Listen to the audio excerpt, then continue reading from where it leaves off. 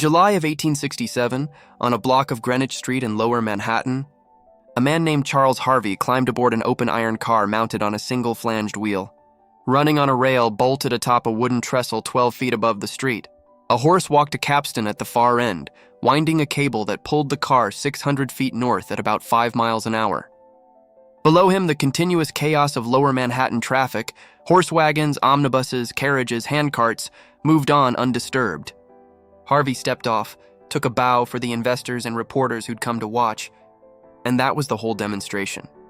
Turning that single test block into 11 miles of iron-elevated railway above 4 of Manhattan's busiest avenues took 12 years and an unknown number of Irish laborers. Working in conditions the city watched every single day and almost never bothered to record. By 1867, the streets below 14th Street were carrying an estimated 100,000 horse-drawn vehicles a day, on a grid built for a city a fifth that size. A trip from the ferry landings to Madison Square, roughly 2 miles, could take an hour by omnibus. Merchants estimated congestion was adding 10 to 15% to the cost of simply moving goods from the piers to their own warehouses. Engineers had proposed solutions for years, widening avenues, an underground pneumatic subway. But nobody had shown that a railway could run on iron columns above a live street without killing the traffic underneath it. Harvey's demonstration answered exactly that objection. The West Side and Yonkers Patent Railway Company was incorporated that fall, and permanent construction began that winter.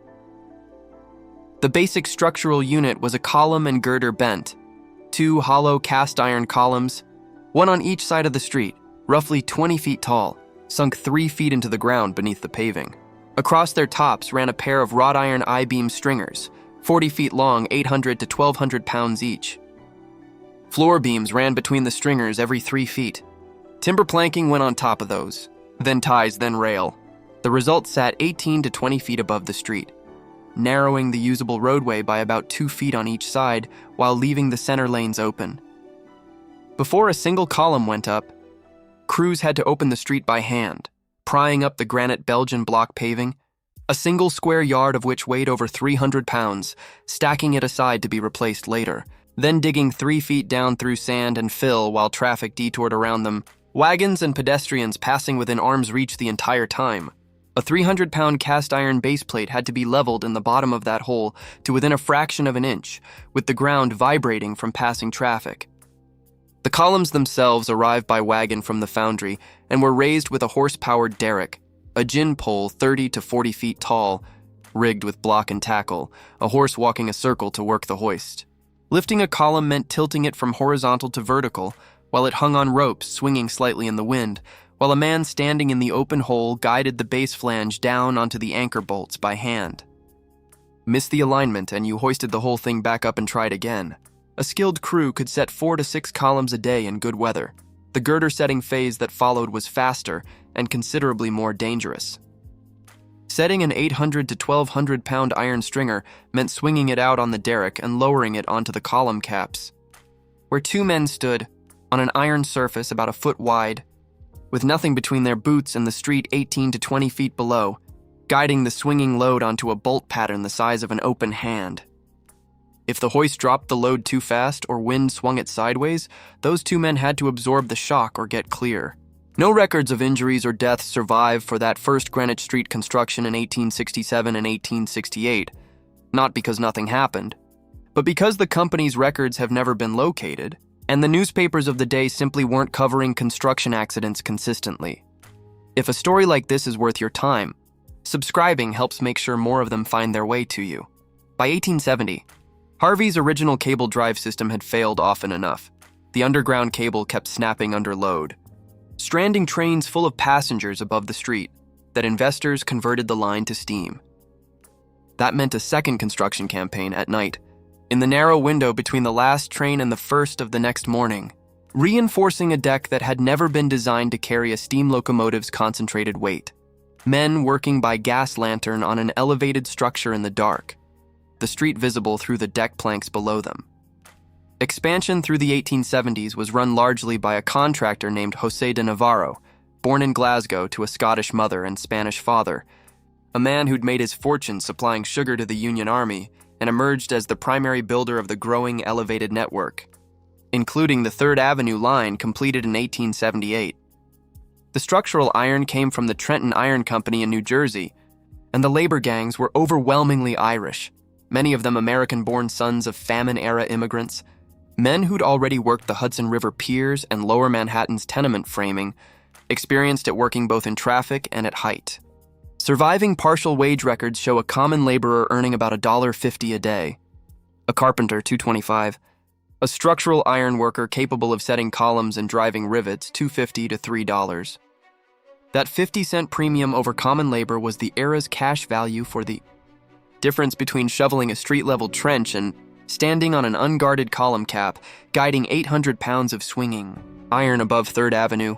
The riveting crews did the most demanding work of all in a trade that vanished from American construction decades ago and is worth understanding in detail. A 4-man crew worked each connection. The heater tended a small coke forge, pulling rivets from the fire the instant they hit a bright cherry red, about 1800 degrees, judging the exact moment purely by eye.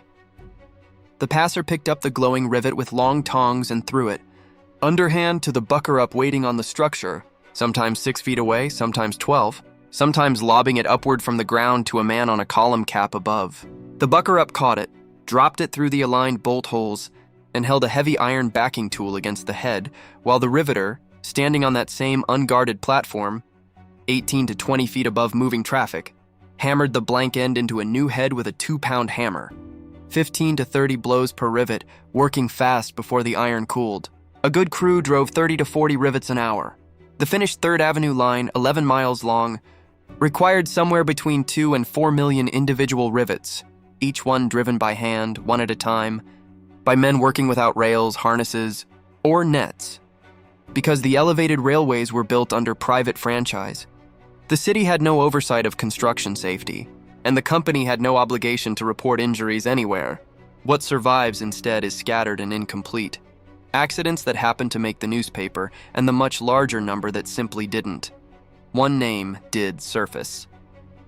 The New York Times, October 14, 1878, a laborer named Patrick Sheehan, working the 6th Avenue elevated construction at 23rd Street, fell from the deck to the street below and was taken to Bellevue Hospital. 4 sentences. Nothing further. No matching admission record survives in the accessible Bellevue archives. No matching death record turns up in Manhattan for that autumn, though the city's surviving 1878 vital records are only about 80% complete, meaning roughly 1 death in 5 from that year simply isn't in the index at all. Whether Sheehan lived or died isn't something the record will answer. What can be reconstructed is only the shape of his situation, almost certainly Irish or the son of Irish immigrants, likely in his 20s or 30s, earning somewhere between $1.50 and $2.50 a day, working on a structure that within months would be carrying tens of thousands of passengers a day above 6th Avenue. He fell from it. The city gave him 4 sentences. The company gave him nothing that survives at all. That's what makes the Manhattan elevated different from remote construction projects out west, where a fatal fall happened in an empty canyon, witnessed only by the crew, recorded only in an internal company ledger that reached almost no one. The men who fell from the Manhattan elevated fell into one of the most densely observed public spaces in North America, in front of pedestrians who'd been watching the work for weeks, omnibus drivers who passed twice a day, reporters who walked that exact beat. And still, most of the time, a man's fall was worth 4 sentences or nothing at all. The structure Sheehan was working on the day he fell stood for 61 years. The 6th Avenue line ran until 1939, when it was demolished and the iron sold for scrap. The columns came out of the pavement in serviceable condition, 61 years after Irish laborers had set them by hand from a torn-up Belgian block street. The 3rd Avenue line, the last of Manhattan's surface elevated lines, survived until 1955, meaning some of that iron stood for roughly 78 years, outliving by a full generation the men who'd set it. The column and girder, method worked out on Greenwich Street and 3rd Avenue, in the late 1860s and 70s became the standard American elevated railway structural system, applied later in Brooklyn, Chicago, Boston, and Philadelphia. The Chicago Loop still runs today on a structural system descended in a direct engineering line from that first wooden trestle test in July of 1867. Every time a train runs above a city street anywhere in America, It's riding on a tradition worked out by men doing dangerous precision ironwork for $2.50 a day, in a city that gave one of them 4 sentences when he fell and nothing at all when the record simply stopped. They set the columns by hand. They drove the rivets hot, one at a time, standing on unguarded iron above moving traffic. And the city moved around and beneath them, and wrote almost none of it down.